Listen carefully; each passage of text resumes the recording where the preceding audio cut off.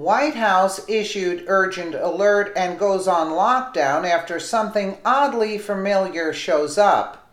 President Donald Trump departed today on Air Force One, heading for a planned trip to Asia that was scheduled to have him in the Orient for longer than any president has toured there in the last 25 years. Seemingly knowing what his plans entailed, an all too familiar sight showed up to take advantage of the presumed lack of security with the POTUS and his family not at the West Wing. But preparing for their eventual return, that was an over-assumption as the People's House and the President's residence went on lockdown for necessary protection against the clear and present threat discovered feet from the front door. Trump left the country just hours before domestic terrorist threats is to come to fruition, which may or may not have been coincidental. Shortly after Air Force One took off, security at the White House went on immediate alert after what was discovered on the grounds. Never in the history of our country has any president been under the same persistent threat of attacks as Trump, and for that reason, his beefed up and highly trained security staff is a top priority to him, making it through these 4 years unscathed. The White House grounds were briefly locked down Friday during the arrest of one person who falsely claimed to have dropped explosives near the complex. The Secret Service said, according to USA Today, Irvin Pettaway, 33 of Washington, D.C., was charged with 1 count of felony threat. He allegedly made the claim just before 9:30 a.m. to a uniformed Secret Service officer on patrol across from the north fence line of the White House, the agency reported. The incident occurred near the time President Trump was departing for a 12-day trip to Asia. Of course, the source explained Pettaway did not gain access to the White House grounds, the agency said. The incident prompted officers to clear all pedestrians and vehicular traffic from the area while dog teams and other units swept the scene.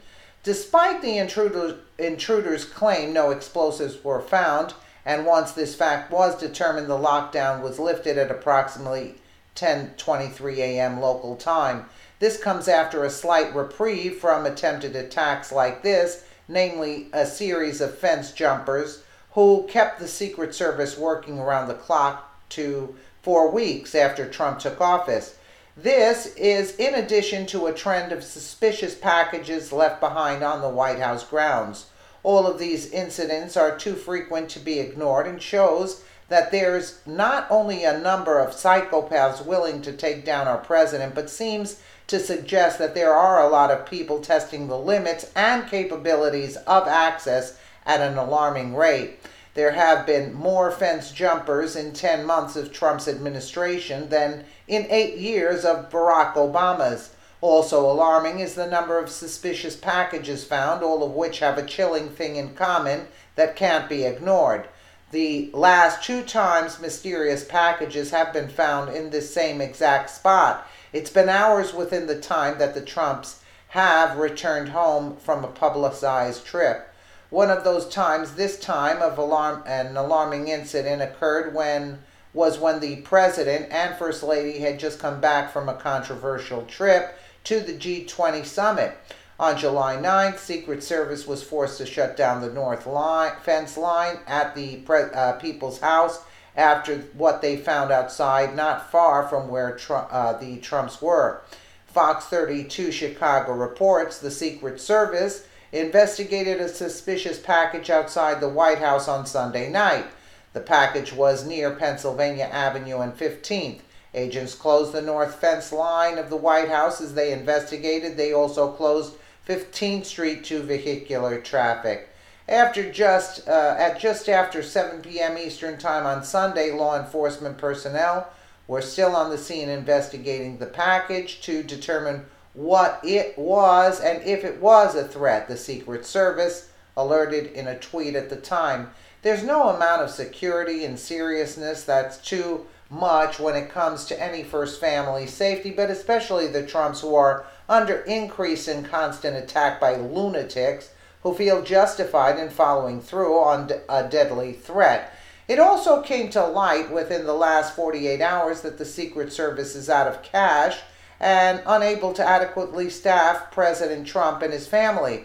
Although the blame for this was first placed on Trump's and the size of his immediate and extended family combined, the truth is there wouldn't be such a great need if there wasn't such an imminent threat posed by the incensed left.